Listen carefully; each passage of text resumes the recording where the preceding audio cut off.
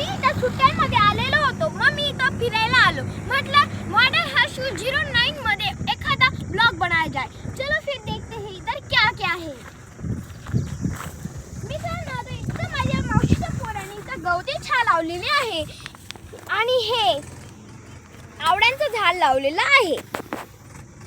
हे आवळ्यांचं झाड नंतर इथं आंब्याचं झाड लावलेलं आहे, कैरीचं झाड लावलेलं आहे, केळीचं झाड लावलेलं आहे, वांग्याचं झाड लावलेलं आहे, इथं टरबूजचं झाड लावलेलं आहे. खूपच प्रकारचे इथं व्हेजिटेबल्स आणि फ्रुट्स बनवले आहे. बघा इथं वांगे सुद्धा लावलेलं आहे आणि हे थोडेफार गवत आहे जे आमच्या बकरींसाठी चांगले असतात. हे तर वांग्यांचे 3 झाडं इथं आहेत, तुम्ही बघू शकता. आणि वरतून आमच्या पुऱ्या खेतीवाडीमध्ये एक सुकलेली जमीन आहे आणि एक मध्ये बाजरी लावलेली आहे, जो बाजरा असतो भाकर. जे आता मी तुम्हाला ही खेती आणि आमचं फार्म हाऊस दाखवते. छोटंसं आहे, लाकडांचं आम्ही स्वतःने बनवलेलं आहे. चला बघूया.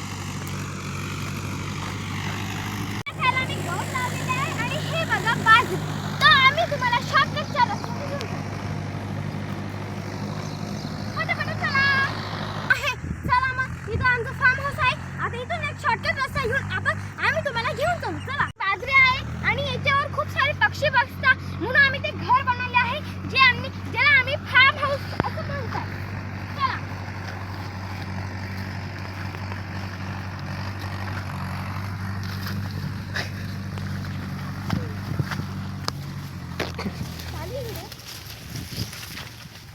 तर मित्रांनो, कॅमेरामॅन आजूबाजू मित्रांनो हे बघा इथं खूप सारे बाजरी आहे, तुम्ही बघू शकता बाजरी. आणि हे बघा आमचं फार्म हाऊस.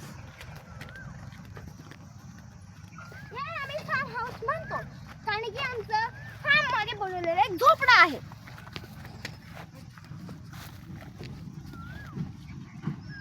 हे जे आमचं जे घर आहे फार्म हाऊस, त्याला मी वरतून दाखवणार. चला.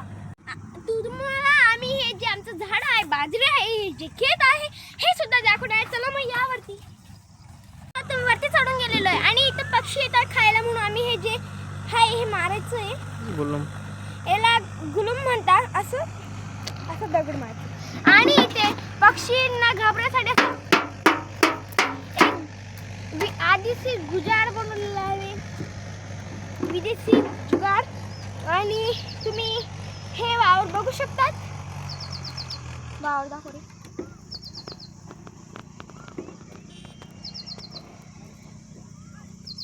तुम्हाला हे वावर कसे वाटले? चांगले वाटले असेल तर प्लीज लाईक अँड सबस्क्राईब करा. व्हिडिओ जरी चांगला वाटला असेल तरी लाईक अँड सबस्क्राईब करा आणि शेअर जरी करू तुमच्या शेतकरी मित्रांना.